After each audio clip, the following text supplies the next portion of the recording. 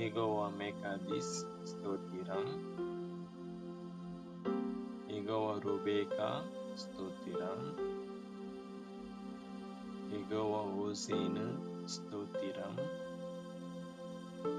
யெகோவா ஏலோஹீனு ஸ்தோத்திரம். யெகோவா ஏலோகா ஸ்தோத்திரம். யெகோவா ஏலோஹே ஸ்தோத்திரம். ஏலோஹிம் ஸ்தோத்திரம். எல்ஷடாய் ஸ்தோத்திரம். இயேசு என்ற நாமத்துக்கு ஸ்தோத்திரம். இம்மானுவேல் என்ற நாமத்துக்கு ஸ்தோத்திரம். பிதா, குமாரன், பரிசுத்த ஆவியானவருக்கே மகிமை உண்டாகட்டும். ஆமென்.